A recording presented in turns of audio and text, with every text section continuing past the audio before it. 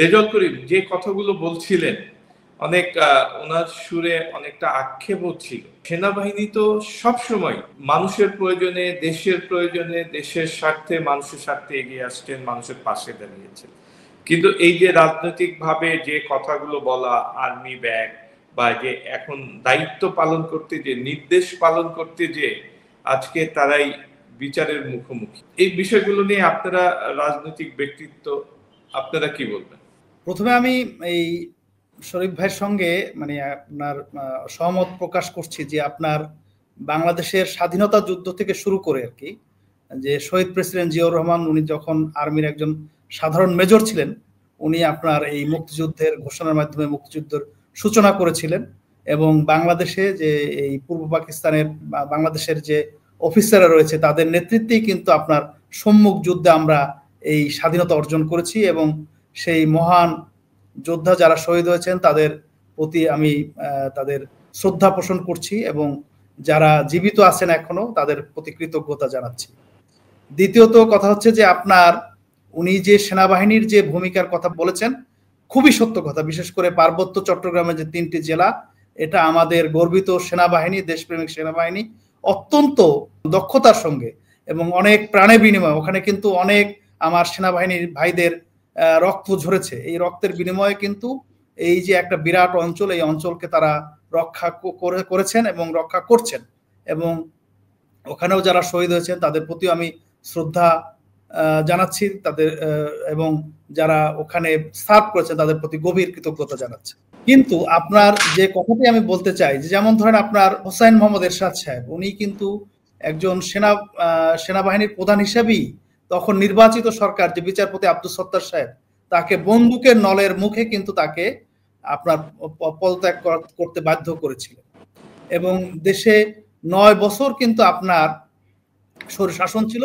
যদিও আমরা সেনাবাহিনীর সহযোগিতায় আসলে আপনার যদিও 9 বছর গণতান্ত্রিক আন্দোলন ছিল, তৎকালীন যে সেনাপ্রধান ছিলেন সেই সেনাপ্রধান নুরুদ্দিন সাহেব যেতে অস্বীকার করেছেন এবং এরশাদ সাহেব কিন্তু আপনার পদত্যাগ করতে বাধ্য হয়েছিলেন।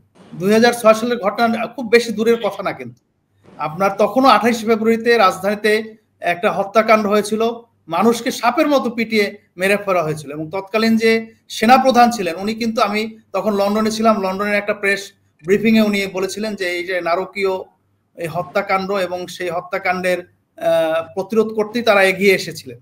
কিন্তু আমরা আসলে কি দেখতে পেয়েছি, আপনার 2007 সালে 8 সালে কিছু ভালো কাজ তারা ডেফিনেটলি করেছেন, কিন্তু আপনার ডেমোক্রেসি অ্যাজ এ ইনস্টিটিউট আপনার তারা কিন্তু এটাকে ধ্বংস করেছেন। সমস্ত রাজনৈতিক দলের মধ্যে অবশ্যই দুর্নীতিবাজ এবং বিভিন্ন ধরনের লোক রয়েছে, কিন্তু রাজনীতিবিদদেরকে একেবারে মানে দুর্নীতিবাজ হিসেবে প্রমাণ করার চেষ্টা করা বা সমস্ত রাজনীতিবিদকে প্রশ্নের সম্মুখীন করা, এই কাজগুলো কিন্তু তারা করেছিলেন। এবং আরো একটা জিনিস, আমার ভাই উনি সাবেক সেনা কর্মকর্তা, আপনি জানেন যে বাংলাদেশের যে মানচিত্র, বাংলাদেশের মানচিত্র আমাদের 3-3.5 দিক থেকে আপনার ভারত, আর এক অল্প অংশ জুড়ে বার্মা, আর একদিকে বঙ্গোপসাগর। আমরা কিন্তু যদি আল্লাহ না করুক আপনার কোনো বহিঃশক্তির আক্রমণের শিকার হই, সেটা কিন্তু প্রথম আমাদের প্রতিবেশী থেকেই আসার সম্ভাবনা থাকে। আজকে আপনারা দেখবেন যে সেনাবাহিনীর বিভিন্ন ট্রেনিং প্রোগ্রাম, উনি আমার চাইতে ভালো বলতে পারেন, আমি একজন সিভিলিয়ান, আমার শুধুমাত্র শরীফ ভাইদের মতো কিছু বন্ধু বান্ধব রয়েছেন যারা আর্মিতে কাজ করেছেন বা এখনো করেন, এরকম তারা যতটুকু তাদের পেশাগত ইথিক্সের আওতার মধ্যে যতটুকু বলতে পারেন, সে থেকে যে আমার যে জ্ঞান তাতে আমি বুঝতে পারি যে আপনার অনেক ট্রেনিং এখনো ভারতে হয়, অনেক কিছু এক্সচেঞ্জ হয়। তো আপনার সেটা একটা আপনার সেনাবাহিনীর মানে আমাদের দেশের সার্বভৌমত্বের জন্য কতটা উপকারী সেটা তারা ভালো বলতে পারবেন, কিন্তু এটা একটা কিন্তু প্রশ্নবোধক চিহ্ন থাকে। এবং আমি যে কথাটি বলেছি যে আর্মি ব্যাক হয়তো অ্যাজ এ হোল আর্মি এটা দায়ী না, এটা শরীফ ভাই খুব সঠিকভাবে বলেছেন এবং আমি এটা স্বীকার করছি। কিন্তু আপনার সেই সময় যারা ছিলেন জেনারেল মইনু আহমেদ বা আপনার এই যে পরবর্তীতে অস্ট্রেলিয়ার হাই কমিশনার হয়েছিলেন, এইরকম কিছু কিছু সেনা কর্মকর্তা যারা তৎকালীন ছিলেন, আপনার 9 ডিভিশনের জিওসি বা কুমিল্লার মাসুদউদ্দিন চৌধুরী, জি জেনারেল মাসুদউদ্দিন চৌধুরী, আপনার ইভেন তারেক সাহেবকেও তো আপনার যারা মানে মারধর করেছেন, এবং শুধু মারধর বললে ভুল হবে, ওনার তো আপনার মানে শরীরের হাড় ভেঙে দিয়েছেন, শরীরের হাড় ভেঙে দিয়েছেন। এটা কিন্তু এই আপনার এই যে হোল সেনাবাহিনী দায়ী না, কিন্তু সেনাবাহিনীর কিছু দুষ্কৃতিকারী সদস্য তো অবশ্যই দায়ী। এখন হ্যাঁ, আমরা যখন কথা বলি তখন জেনারেলাইজ করে ফেলি, এটা এটা দুর্ভাগ্যজনক, এটা ঠিক নেই। আমি শরীফ ভাইয়ের সঙ্গে একমত যে যারা এই যে সেনাবাহিনীর পোশাক পরা অবস্থায় আপনার সেনা পোশাককে অবমাননা করেছেন, তারাও কিন্তু আপনার আইনের ব্যত্যয় ঘটেছেন।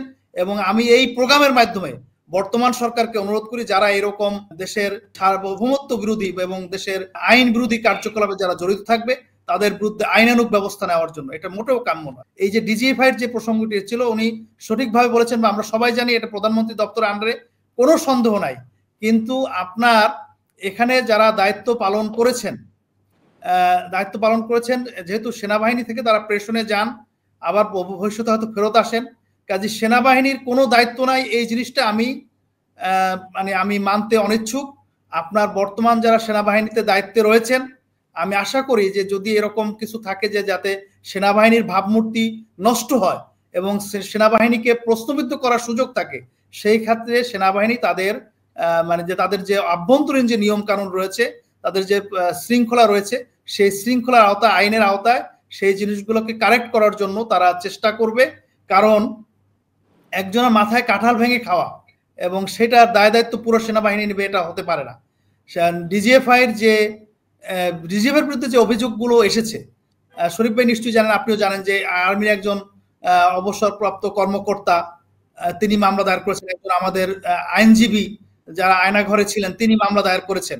তো এই জিনিসগুলো তো মিথ্যা না, এই জিনিসগুলো সত্য, এবং এই সত্য ঘটনার সঙ্গে কিন্তু রেজাউল করিম, যেটি জানতে চাচ্ছি যে আক্ষেপ বা যে প্রশ্নটি কর্নেল শরীফও করতে চেয়েছেন, যে তারা তো বাধ্য নির্দেশ পালন করতে, বরঞ্চ নির্দেশ না মানলে যদি নির্দেশ দাতা এর জন্য দায়ী, নির্দেশ পালনকারী যতটুক দায়ী তার থেকে বড় দায়ী হচ্ছে নির্দেশ দাতা। আমার যে রিকোয়েস্ট, আপনি বারবার আর্মি বলছেন, ডিজিএফআই বলছেন, ডিজিএফআই 4টা অর্গানাইজেশনের সংমিশ্রণ। প্রথমত সিভিল প্রশাসন, আর্মি, নেভি, এয়ারফোর্স, নাওয়াডেজ আরো মিলিটারি অক্সিলারি ফোর্স থেকে ওখান থেকে লোক যাচ্ছে ইয়ারি পোস্টিং এ। এই জন্য যেমন আপনি এরশাদ সরকারের কথা বললেন, এরশাদ সরকারকে পরিবর্তনের জন্য সবচেয়ে বেশি বলিষ্ঠ ভূমিকা রেখেছিলেন general Nuruddin, he was chief of army staff. এই যে শেখ হাসিনা সরকার বা আওয়ামী সরকারের পরিবর্তনের জন্য সবচেয়ে বেশি গুরুত্ব ভূমিকা রেখেছেন general Waker, running chief of army staff. এইটাকে আমাকে রেসপেক্ট করতে হবে। উনি তো যারা ওখান থেকে ভুল করছেন তাদেরকে আশ্রয় প্রশ্রয় দেন নাই। আমার বন্ধু রেজাউল ভাই, আপনাকে পূর্ণ শ্রদ্ধা নিয়ে আমি বলছি যে politics is a game played by very competent and confident people. Again এই পলিটিক্স নিয়ে মেলাথাস বলেছেন, politics is a game played by very dirty people or nonsense people. তো এটা একজনের জন্য সবাইকে কখনো পলিটিশিয়ানকে দায়ী করা যাবে না। এই বাংলাদেশ সেনাবাহিনী বাংলাদেশটাকে গড়ে দিয়েছে। কেমন করে? 71-এর মুক্তিযুদ্ধে তাদের ভূমিকা রেখে, কেমন করে এনআইডি তৈরি করে। আজকে এনআইডি তৈরি করছেন বলে আপনারা ভোটার লিস্ট পাচ্ছেন, এনআইডি তৈরি করছেন আপনারা বার্থ সার্টিফিকেট পাচ্ছেন, এনআইডি তৈরি করছেন বলে আপনারা ডেথ সার্টিফিকেট পাচ্ছেন, চাকরির ক্লিয়ারেন্স পাচ্ছেন, পে ফিক্সেশন করছেন। এই এনআইডি যে আর্মি তৈরি করেছে সেটা আমরা স্বীকারই করতে চাই না। কোনো একটা সময় যখন তৈরি করে, ভালো কাজ করে, তখন হয়ে যায় আর্মি দেশপ্রেমিক। কিছু কিছু লোক অর্বাচীনের মতো কথা বলে সেনাপ্রধান নিয়ে বিতর্কিত করে, একজন সচিবকে নিয়ে বিতর্কিত করে।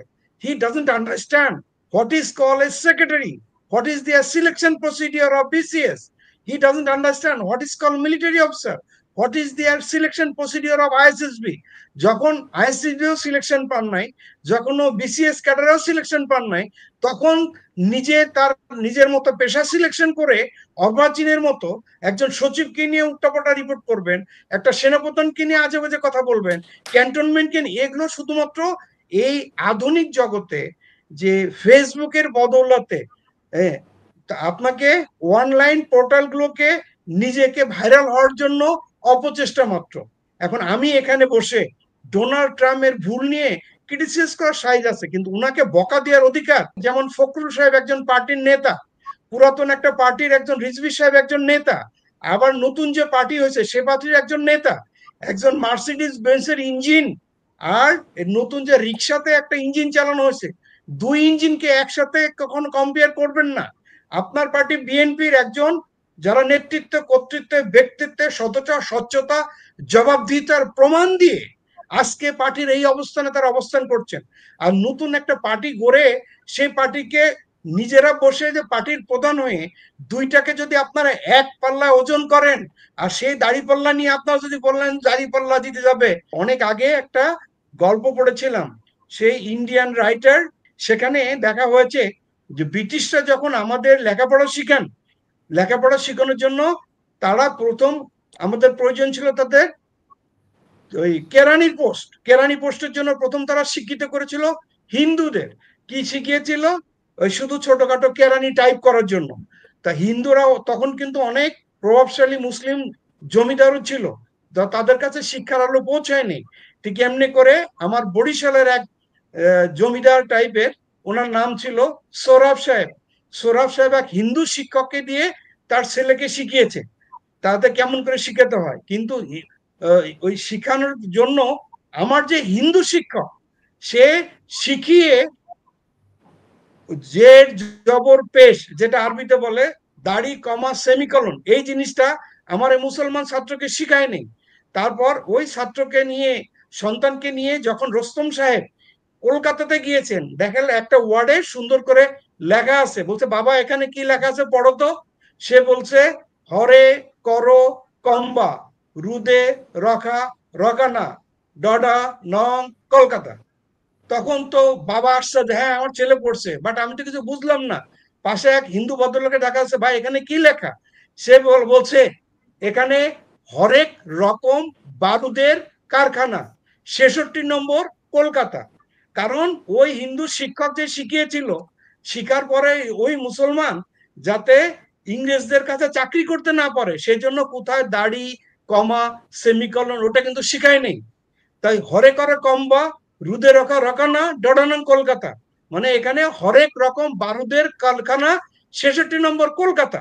তা আমাদের বর্তমান সরকার, ওনারা দেশ চালিয়েছেন সুন্দর করে, সামনে এগিয়ে যাবেন, কিন্তু দাড়ি কমা সেমিকলন এটা আমাদের শিখতে হবে। দেশ চালাতে গেলে একজন যোগ্য রাজনীতিবিদ লাগবে। এর যোগ্য রাজনীতি দীর্ঘদিন তার রাজনীতির পরিচয় আসতে হবে। একজন সচিব হতে গেলে তাকে ওই অ্যাসিস্ট্যান্ট সেক্রেটারি থেকে বাইতে বাইতে উপরে গিয়ে সিনিয়র সেক্রেটারি হতে হবে। একজন সেনাপ্রধান হইতে গেলে একজন সেকেন্ড লেফটেন্যান্ট হিসেবে জয়েন করতে হবে, বাইতে বাইতে বাইতে বাইতে তাকে chief of army staff, 4 star general হতে হবে, তারপর সে ডিসিশন দেবে। এখন হঠাৎ করে এসেই যদি আমরা সব জানি, সব কারেকশন করব, এইটা ধরো, এইটা মারো, ওইটা করো। কয়েকদিন আগে আর্মিতে কি হলো, মেজর সাদেক সাহেবকে নিয়ে, তার ওয়াইফকে নিয়ে, definitely if anybody is doing something wrong he will be punish, তাকে আইনের কাঠ করে নেন। আবার এখন 15 জনকে নিয়ে, আরে বাবা আগে দেশটা সুন্দর করে, কাউকেই আমি বলছি না যে আইন থেকে ছাড় দেওয়া হোক, কেউ আইনের ঊর্ধ্বে নয়, বরং সেনাবাহিনী দুইটা আইন, একটা হচ্ছে বাংলাদেশ আর্মি অ্যাক্ট সেনা আইনের আন্ডারে, যেমনটি বলছিলাম 1952 যেটা আপনার কোর্ট মার্শাল, আবার সিভিল প্রশাসন আইন সিআরপিসি যেটাকে বলে, কোনো আইনের ঊর্ধ্বে নাই। আপনি বিজ্ঞ রাজনীতিবিদ, আপনি আইনের ঊর্ধ্বে না। আমি সেনাবাহিনীর প্রাক্তন সদস্য, আমি আইনের ঊর্ধ্বে না। আমাদের যারা এখন চাকরি করছেন তারাও কিন্তু আইনের ঊর্ধ্বে না। সবাইকে যে ভুল করবে তাকে যোগ্য আসামির কাঠগড়া নিয়ে তাকে আইনের কাঠগড়া দিতে হবে, বাহিনীকে নয়। যদি বাহিনীকে দিতে হয় ক্রেডিট দিতে হবে। এই বাহিনী আপনাকে এনআইডি তৈরি করে দিয়েছে। আজকে ইলেকশনের জন্য ভোট যাচাই বাছাই করছেন এই এনআইডির মাধ্যমে। বিদেশ থেকে একজন ভোটার কেমন করে ভোট দিতে পারবে? এই এনআইডির মাধ্যমে। এই এনআইডিটা কে তৈরি করে দিয়েছে? বাংলাদেশ সেনাবাহিনী। ওই বাংলাদেশ সেনাবাহিনীর প্রতি কৃতজ্ঞতা থাকতে হবে। কর্নেল শরীফ, আমরা একটু রেজল করিমের কাছে শুনি। রেজল করিম, আপনি শুনছিলেন, কি বলবেন? না, আমি তো শরীফ ভাইয়ের সঙ্গে একমত পোষণ করেছি, কিন্তু আমি যে অভিযোগগুলো তুলেছি সেই অভিযোগগুলোকেও কিন্তু অ্যাড্রেস করতে হবে। আপনার এই 2024 সালের 5ই আগস্টের পরে আমরা যে একটা সরকার পেয়েছি, যে সরকারের মোটা দাগে দায়িত্ব দুটো। একটা হচ্ছে গণতন্ত্রায়ন এবং সুশাসন। এখন সুশাসনের মধ্যে কিন্তু আপনার এই যে বিগত সরকারের আমলে যেসব গুম, হত্যাকাণ্ড, অত্যাচার হয়েছে, যেসব মানবতা বিরোধী কাজ হয়েছে, বিশেষ করে আপনার ধরেন এই যে মানুষের ফোন ট্র্যাকিং করা, মানুষের স্বাধীনতায় বাধা দেওয়া, রাজনৈতিক দলগুলোকে নির্বিচারে আপনার গ্রেপ্তার, হয়রানি করা, অসংখ্য মামলা জর্জরিত করা, এগুলো তো ধরেন আপনার বেশ কিছু বাহিনীর সহযোগিতা হয়েছে। সেই বাহিনীগুলোর মধ্যে ডিজিএফআই নাম রয়েছে, সেই বাহিনীগুলোর মধ্যে র্যাবের নাম রয়েছে, পুলিশ প্রশাসন রয়েছে, এবং পুলিশ প্রশাসনের বিভিন্ন গ্রুপ রয়েছে, যেমন এসবি রয়েছে, ডিবির আমরা ভাতের হোটেলের কথা শুনেছি। তারপর আপনার অনেক ক্ষেত্রে বিজিবিকে ব্যবহার করা হয়েছে। এবং আপনি জানেন যে একটা আওয়ামী লীগ সরকারের ক্ষমতায় যাওয়ার 1-1.5 মাসের মধ্যেই আপনার 57 জন অফিসারকে নির্মমভাবে হত্যা করা হয়েছে আপনার সেই বিডিআর এর পিলখানাতে। তো এই সব বিষয়গুলো কিন্তু আপনার যেমন ধরেন আপনার এই যে বর্তমান সেনা প্রধানের কথা বলেছেন, উনি একটা বক্তব্য বলেছেন, ওই বক্তব্য এখনো আমার কাছে রেকর্ড আছে যে there is no but if, এই আপনার যে বিচার হয়েছে সেই বিচারের ব্যাপারে কোনো কথা বলা যাবে না, এবং এই হত্যাকাণ্ড আপনার শুধুমাত্র কোনো সেনা কর্মকর্তাদের জড়িত ছিলেন না, এটা বিডিআরই ঘটিয়েছে। তো ওনার কথা সঠিক হতে পারে, মানে আপনারা, এটা আমি বলছি না যে উনি ভুল বলেছেন, কারণ আমরা তো সন্দেহ করতে পারি, কারণ বিগত সরকারের এইখানে একটা গ্রেট নেগলিজেন্স ছিল যে আপনার এতগুলো অফিসার, আপনার হত্যাকাণ্ড হলো, কোনো গোয়েন্দা রিপোর্ট ছিল না, আপনার সেখানে কোনো আর্মিকে দিয়ে তাদেরকে রিকভারির কোনো ব্যবস্থা করা হলো না। কাজে আমরা কিন্তু সন্দেহ করতে পারি যে এই হত্যাকাণ্ডের পিছনে মোটিভ ছিল, এই হত্যাকাণ্ডের পিছনে ষড়যন্ত্র ছিল, এবং আমাদের যে চৌকস সেনা কর্মকর্তাদেরকে হত্যা করা হয়েছে। তো এইরকম হত্যাকাণ্ড থেকে শুরু করে যেসব হত্যাকাণ্ড হয়েছে, যেসব নির্বিচারে আপনার গুম হয়েছে, আমার একজন সহকর্মী, উনি এখন অস্ট্রেলিয়াতে আছেন, উনি একজন ইউনিভার্সিটির শিক্ষক, তাকে গুম করে রাখা হয়েছিল। আপনার আইনজীবী এবং সেনাবাহিনীর কর্মকর্তারা পর্যন্ত কিন্তু রেহাই পায় না। তো সেই জিনিসগুলো কিন্তু বিচারের সম্মুখীন করতে হবে, সেটা সেনা আইনে হোক এবং আপনার প্রচলিত ফৌজদারি আইনে হোক, সেটা কিন্তু করতে হবে। এবং সেই জন্য বর্তমান যে সেনাবাহিনীর যারা দায়িত্বে রয়েছেন, বর্তমান সেনাবাহিনী বললে ভুল হবে, উনি যেটা আমাকে কারেক্ট করেছেন, সশস্ত্র বাহিনী, সেনাবাহিনী, নৌবাহিনী, বিমান বাহিনী, বা ইভেন অন্যান্য যে অক্সিলারি ফোর্স যারা রয়েছে, পুলিশ প্রশাসন, এবং তাদের মধ্যে যদি কোনো এরকম অনিয়ম হয়ে থাকে, হ্যাঁ ডেফিনেটলি আপনার প্রতিরক্ষা মন্ত্রী দায়ী। আমি তো বলছি না যে প্রতিরক্ষা মন্ত্রী দায়ী না, এবং বর্তমান প্রতিরক্ষা মন্ত্রীও তো আপনার এই সশস্ত্র বাহিনীর দায়িত্বে, সুতরাং তারও দায়িত্ব রয়েছে এই বিচারগুলো নিশ্চিত করা। এবং সেই ক্ষেত্রে আমরা যারা সুশীল সমাজের প্রতিনিধি রয়েছি, বা রাজনৈতিক কর্মী রয়েছি, বা মানবাধিকার কর্মী রয়েছি, তাদেরও কিন্তু দায়িত্ব আছে এই বিষয়গুলো রেজ করা। এই জিনিসগুলোকে আপনার সব জিনিসগুলোকে নেগেটিভ ভাবে নেওয়ার কোনো সুযোগ নেই। হ্যাঁ, কিছু নেগেটিভ কার্যক্রম অবশ্যই আছে, এটা আমি শরীফ ভাইয়ের সঙ্গে সম্পূর্ণ একমত, যে ঢালাও ভাবে সমালোচনা করা, ঢালাও ভাবে প্রোপাগান্ডা চালানো। কারণ যারা প্রোপাগান্ডা করেন তারা কেন আইনি ব্যবস্থা নেন না? যারা এই যে ভিকটিম, এতদিন এই গত 17 বছরে যারা ভিকটিমাইজ হয়েছেন, তারা কেন ব্যবস্থা নেন না? তারা কেন আপনার মামলা করেন না? কারণ আপনার কোনো ফৌজদারি অপরাধ কিন্তু তামাদি হয় না।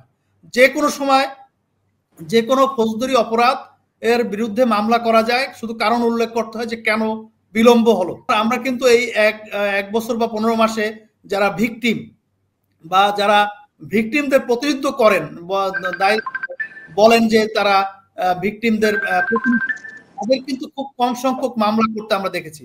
যদি তাদেরকে বিচারের সম্মুখীন না করা হয়, তাহলে কিভাবে বিচার হবে?